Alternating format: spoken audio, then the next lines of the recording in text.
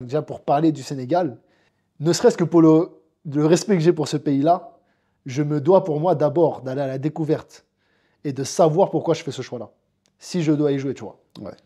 Pour moi, c'est déjà ça le respect, tu vois.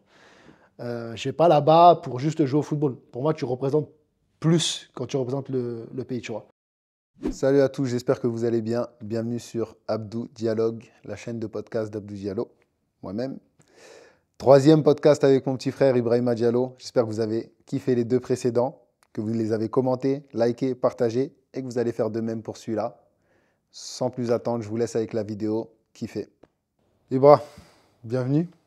Troisième épisode. Troisième épisode. Ça y est, tu commences à être rompu à l'exercice. Ouais, ouais, ouais. Tu deviens un podcasteur. Donc aujourd'hui, j'aimerais... Franchement, moi, c'est le podcast que j'attends le plus. Je ne sais pas quel nom on va lui donner, mais en tout cas, on va parler Ouais. de choix que tu as fait, qui sont des choix forts, peut-être surprenants pour certaines personnes, Incompréhensible pour certaines personnes. incompréhensibles, martiens, mais tu vas pouvoir expliquer pourquoi et détailler. Donc en gros, on était resté sur les derniers podcasts sur l'ensemble de ta carrière, de tout petit à ta formation, à ton arrivée en pro et à ton développement. Et à 24 ans, tu fais le choix de quitter la Première Ligue pour venir au Qatar. Ça peut paraître précipité, mais connaissant un petit peu l'histoire, c'est beaucoup plus complexe que ça et beaucoup plus réfléchi. Qu'est-ce qui te fait basculer dans le fait de te dire je vais quitter le très très haut niveau européen et je vais aller m'exiler dans le Middle East, notamment au Qatar, à 24 ans? C'est pas récent. Ce projet-là, je l'avais depuis très longtemps, limite très très tôt, hein, quand je suis passé pro. Je savais où je voulais terminer, ce que je voulais faire un peu. Depuis que tu es passé pro. Franchement, ouais, hein. Je savais que le Moyen-Orient, c'était là où je voulais vivre. Ouais. Et si je pouvais en fait combiner ma vie et mon métier là-bas, j'allais le faire, tu vois. J'allais le Bénef. faire. Et bah, il s'avère aussi que le football, on voit que de plus en plus, il se développe et que le futur, bah, c'est un peu dans le Middle East aussi, tu vois. Donc ouais, non, c'est vraiment une décision qui s'est prise sur le long terme. Et donc ouais, après, c'était juste à quel moment vraiment. En fait, j'ai senti que j'en avais besoin, en fait. C'est même pas... C'est que je sentais que c'était le bon moment et que j'en avais besoin et que je devais prendre cette décision maintenant, tu vois. Est-ce que tu peux isoler quelques critères, 3, 4 critères qui ont vraiment fait, qui ont pesé dans la balance? Je pense que le plus gros, c'est la naissance de ma première fille. Ouais. Parce qu'en vrai, tu peux plus penser qu'à toi déjà. Tu as un petit être qui est beaucoup plus important que toi-même et c'est ta responsabilité, tu vois. Et donc forcément, tous tes choix vont avoir un impact sur elle aussi. Donc je pense que ça a été le premier détonateur, tu vois. Où vraiment, je sentais que ça devait s'accélérer et que très bientôt, en fait, j'aurais l'envie et même, je dirais, le devoir de, ouais, tout simplement de prendre cette décision de partir. Ok, j'ai compris. T'as d'autres critères aussi qui ont pesé? D'autres critères, ben, comme j'ai dit, je pense qu'aussi de voir le développement du Ouais. football là-bas, la Coupe du Monde au Qatar, qui est la meilleure de l'histoire pour moi, tu vois. Vraiment, c'est un grand succès. Mhm. Ils ont même été au-delà des attentes, tu vois. Ouais. C'était une réussite, la Coupe du Monde au Qatar. Donc, je pense que ça, plus ce qui se passe aussi en Arabie Saoudite, beaucoup de choses qui font que le football, au final, ben, j'ai bien vu qu'il y avait quelque chose aussi là-bas Ouais. qui se passait, tu vois. Donc, ça m'a aussi rassuré. Et donc, même le projet en lui-même, footballistique, tu vois. Et j'ai pu me projeter réellement, tu vois. Ok. Moi, il y a une autre chose aussi peut-être qui a joué, en tout cas de mon regard de grand frère, j'ai l'impression que ça joue, c'est qu'on voit que beaucoup de joueurs aujourd'hui préfèrent la vie du footballeur que jouer au foot. Tu comprends? Je vois ce que tu veux dire. Toi, tu n'as jamais eu la vie du footballeur parce que tu l'as jamais voulu. Mhm. C'est pas ce qui te parle. Donc, on va dire en un mot que tu es un peu l'anti-star. Mhm. Est-ce que le fait d'être un petit peu en décalage par rapport à ton milieu, ça joue aussi? Bien sûr, parce que je me suis attaché à rien dans ce milieu-là, tu vois. Je me suis attaché à rien, que ce soit la célébrité, ça change strictement rien à ma vie. Limite, parfois, je préfère être un no-name, comme on dit, tu vois. Ouais. Vraiment ne pas être connu. Donc ouais, bien sûr que ça a joué, je pense, tu vois. Ouais. J'ai eu aucune difficulté à quitter certaines choses, à peut-être plus avoir cette lumière, tu vois, que tu peux avoir dans les grands championnats, tu vois. Mais non, ça n'a strictement rien changé à ma vie, je pense que tu as pu le voir. Donc non, je pense que oui, forcément, ça a joué. Je sais aussi que tu es un profil un peu atypique parce que tu as une relation au football qui est un peu spéciale. Je m'explique. Je connais beaucoup de joueurs de foot qui ont que le foot dans leur vie, qui vivent foot, qui mangent foot, qui dorment foot. C'est pas ton cas, voire Pas du pas tout. du tout. Donc, est-ce que tu peux nous expliquer un peu toi comment tu vis ton foot? Je sais que tu es occupé aussi sur d'autres choses, tu as d'autres passions, d'autres centres d'intérêt. Donc, est-ce que tu peux nous détailler tout ça et que les gens arrivent à comprendre le personnage? Souvent, les gens, quand soit je leur parle ou qui se rendent compte de mon quotidien, tu vois, et limite, ils me trouvent bizarre, tu vois, Ouais, pour un footballeur, tu vois. Et donc, ouais, en vrai, le football, c'est vraiment mon métier. Je sais que je suis doué dans ça, tu vois, c'est pour ça que j'ai pu aller au plus haut niveau. Et ben, alhamdoulilah, c'est un métier qui rapporte aussi financièrement énormément, tu vois, on va ouais, pas se mentir. Donc forcément, c'est une opportunité à notre âge, tu vois. ouais. J'ai pris la porte, je suis rentré dedans et je me suis mis à fond, tu vois. Parce que même si je suis pas un passionné de football, quand je me lance dans un truc, je m'y lance à fond, tu vois. Ouais. Et je fais toutes les causes pour que tout se passe bien. Donc forcément, je suis très concentré dans mon métier, etc. Mais après, c'est vrai que dans mon quotidien, ça ne prend pas une part aussi grosse que dans la plupart, je pense, des quotidiens de footballeurs classiques, tu vois. Déjà, j'ai 3 enfants. Mon quotidien est bien rempli avec eux. Je sais pas si les gens se rendent compte de quel âge t'as, Ouais, non, donc mais j'ai 25 ans. J'ai eu 25 ans le 8 mars dernier. Donc 3 enfants, déjà, c'est pas vraiment commun, tu vois. Et après, j'aime bien, en fait, m'intéresser à d'autres choses. Je fais du foot déjà assez, tu vois. Mais par exemple, le sport que je kiffe, enfin, que j'aime regarder le plus, c'est le basket. ouais. La NBA, précisément, tu vois. Mais j'aime, tu vois, m'intéresser à d'autres choses, voir d'autres choses. Je m'intéresse à la politique, à plein de choses, en fait, tu vois. T'es dedans en ce moment, Plein de choses, j'ai voilà, tu remarqué. vois. Ça, c'est mon nouveau truc. Donc, ouais, non, plein de choses qui font que tu te développes en tant qu'homme, tu vois, tout simplement. Il n'y a pas Ouais, que le foot dans la vie, tu vois. Il y a des choses même beaucoup plus importantes. Pour se construire, c'est bien d'avoir plusieurs centres d'intérêt, tu vois. Et ouais. pas forcément rester toujours dans le même secteur, tu vois. Ça te permet d'avoir ton équilibre à toi, en gros. Exactement. Et surtout qu'à un moment donné, le football, c'est une toute petite partie de ta vie. Ouais, Donc, si tu as fait que du football, tu t'es intéressé à que du football dans ta vie, quand ça une fois que tu s'arrête. arrêtes, tu n'as plus rien. C'est pour ça que beaucoup de personnes, malheureusement, beaucoup de footballeurs partent en dépression ou ont vraiment beaucoup de mal à changer de vie et à s'adapter à la nouvelle vie de retraité, tu vois. Toi, c'est pas quelque chose qui te fait peur, Pas du tout. l'arrêt du foot. Pas du tout. Franchement, pas du tout. Ça me fait pas du tout peur. Je profite au maximum parce qu'au final, c'est un très beau métier aussi. Ouais. Il y a des millions de personnes qui aimeraient être footballeurs, mais ça me fait pas du tout peur le fait d'arrêter le football. Ok. Bon, maintenant qu'on a un petit peu le spectre de ce choix-là, il y a le choix plus spécifique de Douheim, qui est un très gros club ici au Qatar, un des plus gros. Pourquoi ce club-là? Comment ça se fait et comment ça se passe depuis? C'était le club qui se sont le plus vite manifestés. Ouais, Ça s'est fait assez naturellement et assez fluidement. Et je savais que bah, c'était un des plus gros clubs au Qatar, qui ouais, avait beaucoup d'ambition. Et donc ça me parlait. Un club structuré, un président très très investi. ouais. Franchement, j'ai jamais vu un président aussi investi, qui aime autant son club, qui aime autant le football, le sport en général. Donc la première fois que je l'ai rencontré, en fait, j'ai vraiment compris qu'il avait des gros projets, une grosse Le nom ambition. de ton président? Le nom, c'est voilà, Khalifa Khamis. Donc lui, il t'a vraiment Il m'a marqué. convaincu, Ouais, tu vois. Vraiment, il m'a convaincu quand je l'ai rencontré la première fois. et depuis, comment ça se passe? Bah, première saison, début tonitruant. Tonitruant, vraiment. Donc ça se passait très très bien. Franchement, je suis arrivé là-bas, préparation, très bon groupe, tu vois, les gens tranquilles. En plus, moi, ça m'a choqué, tu vois. La plupart ont pris ensemble, etc. Donc c'était un grand changement en tant que musulman, tu vois. Et j'étais allé là-bas aussi pour ça. Donc vraiment tout adapté pour pratiquer ta religion. Donc déjà, je me sentais très à l'aise par rapport à ça. Ouais, parce que c'est quelque chose qui te pesait quand tu étais en Europe. Oui, ça me pesait beaucoup, parce qu'en tant que musulman, il y a beaucoup de choses qui, soit tu peux pas faire correctement, soit tu peux pas faire parfois. Ne serait-ce que prier à l'heure, tu vois. Prier à l'heure, parfois c'est compliqué. Ouais, Parce qu'en Europe, on ne s'adapte pas à la religion. Alors qu'ici, c'est le contraire. C'est le football qui s'adapte à la religion. Donc c'était vraiment ce que je recherchais aussi. Donc déjà, au point de vue, voilà, au point de vue du bien-être, j'étais vraiment bien. Et après, bah, ça s'est vu sur le terrain, tu vois. c'était quoi les stats des 3-4 premiers matchs? Ah, en plus, c'est pas de mes habitudes, ça.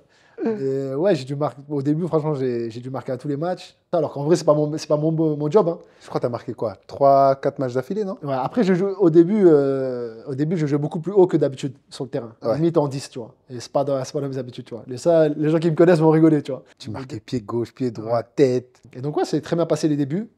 Et après, bah, malheureusement, le destin et la volonté de Dieu a fait que j'ai eu une grosse blessure. Grosse blessure au troisième match, bah, contre vous d'ailleurs. Grosse blessure à la cheville, qui m'a écarté des terrains pendant 2 mois et demi, on va dire. J'essaie de reprendre le plus vite possible, parce qu'en plus, l'équipe était un peu plus en difficulté en termes de résultats. Ouais. Donc, je savais que je pouvais aider l'équipe. Je voulais vraiment revenir le plus vite possible. Et j'ai dû accélérer ma Rééducation. réathlétisation, etc., rééducation. Et donc, je me suis fait des pépins classiques, en fait, quand tu vas trop vite. Donc, blessure au mollet, pas trop grave, mais chiante. En gros, tu voulais précipiter et Voilà. finalement, ça a Et, rallongé. et ça, je me suis fait 2 fois de suite, tu vois. Donc, ça a rallongé encore jusqu'à arriver limite à la trêve hivernale, tu vois. Ouais. Donc, au final, j'ai pas pu vraiment jouer comme je voulais sur la première partie de saison, en fait. Ah, t'as été coupé dans ton élan, quoi. J'ai été coupé dans mon élan et après, deuxième partie de saison, bah, il y a eu le temps déjà que je revienne physiquement. Ouais. Et même au niveau mental, parce que quand tu as une grosse blessure, forcément, tu as des craintes et t'as un peu peur, en sachant qu'en même temps, bah, c'était pressé en termes de résultats, donc je devais quand même performer. Donc une année assez stressante, éprouvante émotionnellement, etc. Mais voilà, on est musulman, hein, on accepte, c'est le destin. Dans tout mal, il y a un bien, donc j'ai accepté et puis voilà, tu vois, après, première saison terminée, malheureusement, on n'a pas su répondre aux attentes et aux prétentions, tu vois, d'un club comme De Hail. Mais bon, il s'est passé beaucoup de choses. Il n'y a pas que moi qui s'est blessé dans l'année. À un moment donné, il y avait beaucoup de blessés. Ouais. Puis voilà, raison de plus pour revenir encore plus déter l'année d'après, tu vois. Ouais. On voit que vous êtes arrivé très motivé cette année. Là, on a donc 6 matchs sont passés. On est à 5 sur 6. 5 5 victoires sur 6 matchs. Donc, Premier du classement. voilà, premier du classement. Donc, très bon début, tu vois. Et Très bon toi, début. personnellement?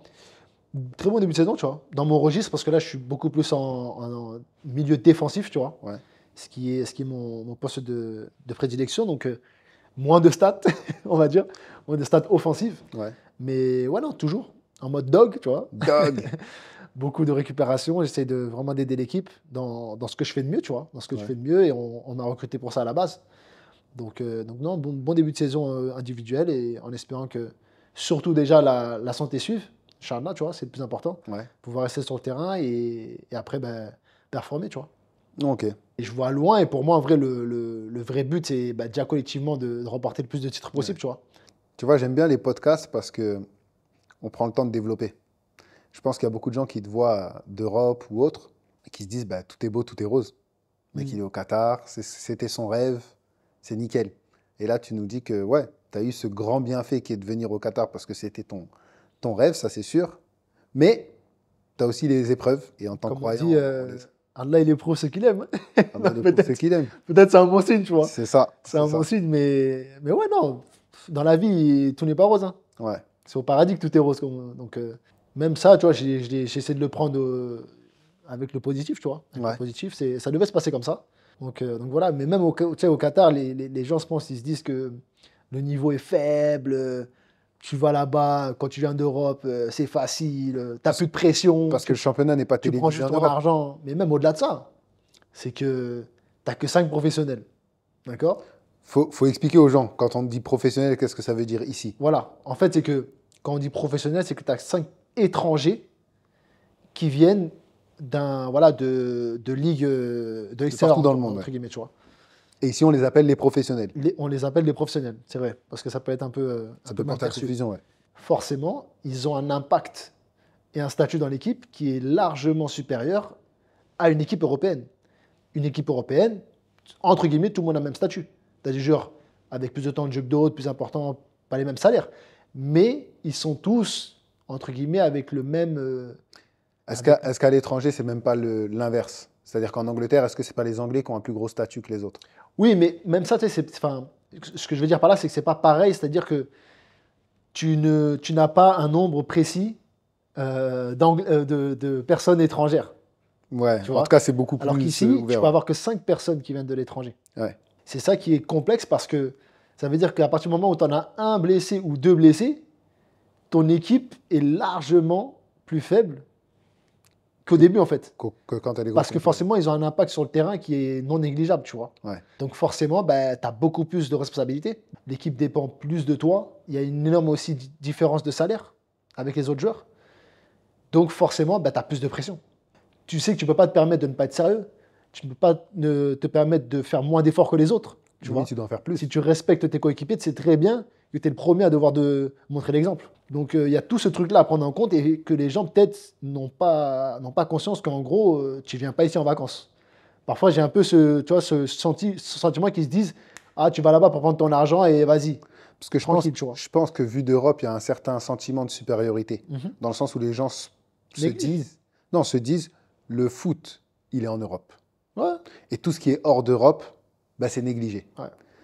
Et le problème, c'est que si tu arrives avec cette mentalité ici, tu vas vite être surpris. Ça ne marchera pas. Ça marchera pas. Donc, c'est pas si simple que ça. Je veux un peu mettre ça au clair sur le fait que quand on vient ici, on n'est pas en mode vacances et limite, les gens, ils se disent que tu vas là-bas pour faire ta retraite après. C'est pas forcément le cas, tu vois. Projet de vie, et tu es là pour vraiment tout arracher. Exactement. Et encore plus moi à mon âge, qui ai fait ce choix fort de venir plus tôt que la moyenne, tu vois. Généralement, les joueurs d'étrangers viennent un peu plus tard, tu vois. Ouais. Moi, j'ai fait ce choix-là de venir jeune. Donc, je savais très bien que quand je venais, c'était pour rester sur le long terme, en fait. C'est sur le long terme. Et même, tu vois, gagner des titres, etc., tu vois. Parce que ça a de la valeur. Et qu'ici, voilà, il y a un projet de développement du football qui est intéressant et auquel j'ai envie de participer, tu vois. Oui, d'accord. Magnifique. J'avais une autre thématique à aborder avec toi. Celle-là, c'est celle qui m'intéresse moi beaucoup. C'est les sélections nationales. Tu as fait les sélections de jeunes en équipe de France, comme moi. Tu es franco-sénégalais comme moi, forcément. Tu as joué pour aucune des deux sélections. Et c'est quelque chose qui déchaîne un peu les passions. Cette binationalité, quel choix tu vas faire, pour quelles raisons tu vas faire le choix, quand est-ce que tu vas faire le choix, etc., etc. Et là, il y a une troisième chose qui rentre en compte, c'est que comme tu n'as jamais joué pour une sélection et que tu joues au Qatar, si tu restes sur le long terme, peut-être que tu auras l'opportunité de rejoindre la sélection qatari. C'est une éventualité. Donc, explique-nous un peu tes choix, ta vision et tout ce que tu veux nous expliquer. Je rajouterai une chose, c'est que dans ma situation, moi, ce qui déchaîne les passions, c'est que j'ai quelqu'un de très proche de moi qui a fait le choix, lui, de rejoindre une sélection. Qui a fait le choix fort de rejoindre et qui... Ouais. Donc, ce qui fait que là, les gens se demandaient encore plus si moi, j'allais le faire le même choix. Et sinon, pourquoi? Tu vois, parce que les gens sont dans l'incompréhension. Donc, déjà, je commencerai par expliquer aux gens un peu notre histoire vis-à-vis de notre pays d'origine. Je pense que c'est important pour que les gens comprennent. Le contexte. C'est qu'en fait, donc, on a été éduqué par notre mère en France. La majorité de notre vie. Nos racines vis-à-vis de notre pays d'origine, c'est dans la famille de notre père. Donc ça veut dire qu'on n'a pas eu cette accroche que les binationaux ont généralement de, je sais pas, où à chaque vacances, tu retournes entre guillemets, comme on dit, au bled, tu vois la famille, etc. Dans cette relation naturelle. Nous, ça n'a pas du tout été le cas. C'était vraiment l'inconnu pour nous. Ce qui fait qu'on n'a jamais eu ce truc de, naturellement, tu sais, on va aller jouer là-bas, c'est chez nous, etc. Pour reconnecter, nécessiter un effort. Exactement. Donc, à la base, c'est pour ça que sélection de jeunes équipe de France, c'était logique. C'était logique pour nous. On a vécu en France toute notre vie, etc. Et donc, toi, ça fait combien d'années maintenant? 4, 5? J'ai intégré la sélection en 2021. Ouais, donc voilà. Donc, ça fait 3 ans et demi, bientôt 4. 3 ans et demi, voilà. 3 ans et demi à peu près. Où toi, avant ça, tu avais pris l'initiative d'aller vraiment à la découverte de ton pays d'origine. Et donc ensuite, tu as eu un peu comme une révélation, on peut le dire. Hein. Ouais. Tu as eu une révélation, tu as vraiment accroché. Et tu as eu cette envie naturelle de te rapprocher de ton pays d'origine et de le représenter au niveau du football, tu vois. Ouais. Donc il y a ça. Et moi, la différence, c'est que je n'ai pas été pour l'instant dans mon pays d'origine, qui est le Sénégal. Chana, normalement, on réserve certaines choses. On ne va pas en dire plus, mais on réserve bientôt certaines choses. On peut leur dire. Normalement, cet hiver. Voilà, normalement, cet hiver. Inch'Allah. C'est ton premier... Faut pas qu'on nous attende à l'aéroport. Hein. Voilà. Ne nous attendez pas à l'aéroport, mais normalement, cet hiver... là, tu te mets la pression. C'est-à-dire que tu peux faire tout le plan. C'est décidé. Inch'Allah, cet hiver, On fera un voyage La première fois que tu au poseras le pied Sénégal. au Sénégal. Voilà. Inch'Allah. Mais donc, depuis que je suis petit, entre guillemets, j'ai aucun lien avec le Sénégal. Donc déjà, pour parler du Sénégal, ne serait-ce que pour le respect que j'ai pour ce pays-là, je me dois pour moi d'abord d'aller à la découverte et de savoir pourquoi je fais ce choix-là. Si je dois y jouer, tu vois. Ouais. Pour moi, c'est déjà ça le respect, tu vois. Je ne vais pas là-bas pour juste jouer au football. Pour moi, tu représentes plus quand tu représentes le pays, tu vois. Donc c'est plus profond que ça. Et pour moi, je ne suis pas prêt et je ne suis même pas légitime pour l'instant à pouvoir porter ce maillot-là, représenter, faire des interviews, etc. Tu vois. Et c'est pour ça que j'ai jamais pour l'instant pris cette décision de venir, malgré que mon frère soit là-bas, tu vois. Et les gens souvent ne comprenaient pas ça, tu vois. Ouais. Tu sais, ils me disaient, mais tu peux gagner, voilà, on a gagné à Cannes, etc. D'accord, c'est super, tu vois. Vraiment, et j'étais hyper content, que ce soit pour toi et pour le pays, tu vois. J'étais le premier supporter. Mais c'était juste pas mon moment à moi. Ouais. C'est juste pas mon moment à moi. Et dans la vie, il faut pas forcer. Si ça doit se faire, ça se fera, Inch'Allah. Et donc voilà, c'était par rapport au Sénégal, c'est plus ça. Et après, je sais pas ce que l'avenir me réserve. Tu vois, ça se trouve que je vais avoir la même révélation que toi. Et Inch'Allah, je voudrais y jouer. Après, il y aura aussi le fait que tu dois être appelé. Ça, c'est autre chose. C'est autre chose. Ça, c'est autre chose. Mais en tout cas, pour vraiment que ça vienne de moi déjà, il y a d'autres étapes avant qui sont primordiales. Si devait y avoir le choix du Sénégal, ce serait un choix mûrement réfléchi après avoir connu ce pays-là un minimum. Voilà. Et ça prend beaucoup plus de choses en compte que juste le football. Ouais. Tu as compris que représenter une nation, c'est pas juste jouer au foot. Exactement. Tu représentes tout un pays en dehors du terrain et sur le terrain. Ouais. Donc tu dois connaître l'histoire, tu dois aller là-bas sur place, connaître le peuple, comment le peuple voit les choses. Il y a plein de choses qui font que pour moi, tu dois être prêt à endosser toutes les responsabilités qui vont avec. Ouais. Tu vois. Et à l'heure actuelle, pour moi, je ne suis pas dans cette position-là. Alors, toujours dans la même logique, il y a un pays que tu connais un peu plus, puisque tu y es né, c'est l'équipe de France. Tu as joué en équipe de jeunes. Quelle était ta relation avec cette sélection ? Et est-ce que ça a été dans un coin de ta tête d'intégrer un jour, si l'occasion se présentait, à l'équipe de France ? Je pense que si j'ai joué en sélection jeune et que, je sais pas moi, j'avais tout explosé, qu'à un moment donné, on m'avait appelé en A, à l'époque, je pense que naturellement, j'aurais été. Ça aurait été une suite logique, Ça aurait été une suite logique, en fait, tu vois. Ouais. Sans même trop y réfléchir, tu vois. Maintenant, je n'ai jamais été dans cette position. Et encore plus avec le choix que j'ai fait, ça m'enlève encore plus de chances, entre guillemets, d'être un jour appelé, tu vois. Et aujourd'hui, dans l'éventualité que ça arrive, c'est toujours la même façon de voir les choses ou ça a évolué ? Non, pour être transparent, je pense que même si je suis appelé aujourd'hui, je n'irai pas. Pourquoi ? Je n'irai pas pour une simple bonne raison, c'est que pour les raisons pour lesquelles j'ai quitté l'Europe, c'est exactement les raisons pour lesquelles je ne serais pas à l'aise à jouer en équipe de France. Parce que forcément, je ne serais pas libre. Et ça, on va être totalement clair, ici, il n'y a pas de langue de bois. Pas de langue de bois. Je serais pas libre du tout de pratiquer ma religion comme je l'entends et comme je le veux. Pourquoi tu dis que tu ne seras pas libre ? Un truc tout bête, on a vu. Parce que la France, quand on en parle, on en parle comme un endroit où tu as le droit de pratiquer ta religion. Il y a un pays laïque, on dit. Donc pourquoi toi, tu penses que tu n'auras pas C'est très bien que c'est beaucoup plus complexe. Et qu'en réalité, c'est pas réel, tu vois. Quand tu vois qu'à partir du moment où il y a quelqu'un qui veut jeûner, ça fait toute une polémique, c'est compliqué. Et moi, c'est hors de question que je loupe le jeûne du Ramadan pour une compétition même qui est la Coupe du Monde. Tu vois ce que je veux dire ou pas ? Pour une Coupe du Monde, je ne louperai pas le jeûne du Ramadan. Donc je sais très bien que ça posera des problèmes, que ça va me mettre dans des sauces, comme on dit, et que je ne serai pas heureux, tu vois. Je ne serai pas heureux et que pour moi, ça n'a aucune utilité d'aller en fait représenter un truc aussi grand si t'es pas épanoui, t'es pas libre et t'es pas heureux d'être là, tu vois, tout simplement. Il y a un épisode en équipe de France, je ne sais pas si tu as envie d'en parler, si tu n'as pas envie, on le coupera. Mais il y a un épisode concernant justement le Ramadan qui a fait polémique dernièrement avec un jeune qui joue à Lyon, qui a été entre guillemets renvoyé de la sélection parce qu'il n'a pas voulu couper son jeûne. Et je sais que toi, tu as expérimenté quelque chose de ce style-là à une période. Est-ce que tu peux nous raconter ce qui s'est passé un petit peu et à quel point ça a joué sur toi et l'image que tu te faisais de la sélection en équipe de France ? C'était période Ramadan, je crois. Mais naturellement, je voulais jeûner, tu vois. Ouais. Je me sentais capable de faire mon métier et de jeûner en même temps. Et pour moi, pays des droits de l'homme, on fait ce qu'on veut, on est libre. dans un pays laïque. Donc, si j'ai envie de pratiquer ma religion, je le fais, tu vois. J'embête personne. Je force personne à faire le jeûne avec moi, tu vois. Donc, ça m'a surpris et ça m'a dégoûté, tout simplement. Mais comment ça s'est fait? Comment ils vous ont fait comprendre qu'il ne fallait pas le faire? Tout simplement, réunion, tu vois. Réunion du coach avec certains joueurs qui voulaient jeûner. Et ils nous ont fait comprendre qu'en gros, pour eux, c'était pas possible d'allier le jeûne et la performance, tu vois. Et que, entre guillemets, limite pour soi-disant le bien-être de l'équipe, l'atmosphère, limite ça allait nous écarter un peu du groupe, tu vois. Ils essayaient de faire une narrative pour, entre guillemets, nous faire comprendre qu'ils ne voulaient pas qu'on jeûne, tu vois. Ouais, Et en faisant genre, on vous laisse le choix, mais en fait, ils nous laissent pas le choix, tu vois. ouais. Donc, ouais, tout simplement, ça m'avait. Et comment ça s'est fini cette histoire?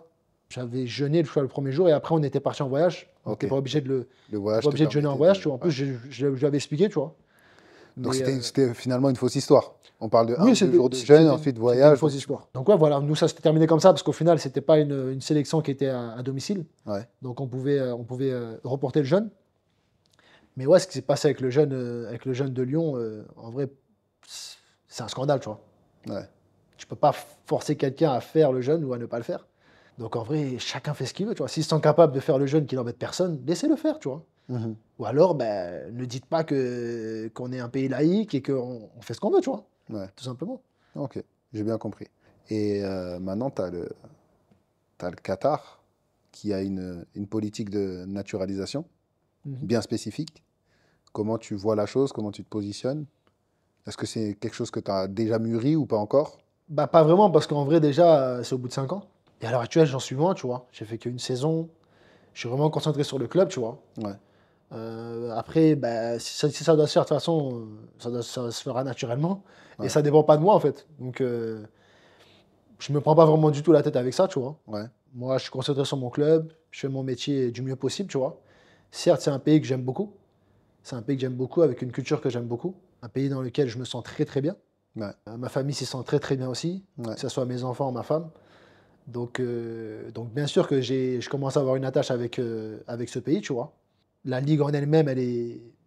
tu J'aime t'éclates. bien, tu vois, je m'éclate. Même le club dans lequel je suis, tu vois, tout se passe bien. Donc, Bientôt arabophone en plus? en plus, voilà, je prends des cours d'arabe. Bon, c'est pas pour jouer en sélection forcément, mais je prends des cours d'arabe qui me permettront aussi de encore plus m'intégrer, pouvoir communiquer avec tout le monde. Donc ouais, non, moi, je ne ferme pas du tout la porte, mais c'est pas à l'ordre du jour. Donc, je me prends pas vraiment la tête avec Ouais, ça, pas de pression mais là-dessus, quoi. si un jour ça doit se présenter, je me poserai réellement la question. Et pourquoi pas, franchement. Il y a un mot que tu as répété plusieurs fois, c'est le mot naturellement. Mhm. Les choses se font naturellement ou ne se font pas Ouais, naturellement exactement. aussi. Exactement, tu vois. À partir du Ok, moment où tu forces quelque chose, c'est que c'est pas bon signe, tu c'est vois. pas bon, faut pas C'est pas forcer. bon signe. J'ai compris. Qu'est-ce qu'on peut te souhaiter pour la suite? Pas grand-chose, hein. Je suis pas gourmand et je suis déjà très satisfait de ce que j'ai. Mis à part les choses essentielles, hein, tu vois. Ouais, La religion, la santé, la famille, les choses de base. eh ben, c'est très bien. On peut terminer là-dessus. C'est le dernier podcast de cette série de 3 podcasts. Ouais. Bon, on espère que les gens auront apprécié. J'espère que tu auras apprécié l'exercice. Personnellement, c'était la première fois Ouais, et j'ai kiffé. J'ai ouais, kiffé et surtout que, comme on a dit, en fait, c'est très rare que je puisse me poser et vraiment parler de certaines choses qui me concernent. Et je pense que les gens peut-être, ça va leur permettre de me découvrir réellement, ouais. Parce un que peu tu es plus quelqu'un de très discret. un peu plus en profondeur, et que ça va peut-être répondre à certaines des interrogations Ouais. ou peut-être l'image qu'ils s'en fait de moi, tu vois, tout simplement. Moi, en tout cas, ça va me faciliter parce que tout le monde me pose la question, notamment au Sénégal. Là, au moins, tu as répondu et En tout cas, j'espère ça que va un peu me fatiguer. j'ai été le plus franc possible déjà et que j'ai pu aller dans les détails et permettre aux gens de vraiment pouvoir me découvrir. Ouais. Je pense qu'en plus, toi, tu es bien placé pour savoir si j'ai été honnête. Si Tu as j'ai été été honnête, honnête surtout. etc. Donc ouais, non, voilà. Je me suis juste livré et ouais, non, franchement, moi, j'ai kiffé en tout cas. Bah, c'est J'ai cool. kiffé. C'est cool, c'est cool. Je me tourne vers la caméra. J'espère que vous aurez aimé ces 3 épisodes. Si celui-là en particulier vous l'avez aimé, n'hésitez pas à liker, à commenter, à partager. Et puis dites-nous si vous voulez revoir Ibrahima sur d'autres podcasts. Et puis à bientôt.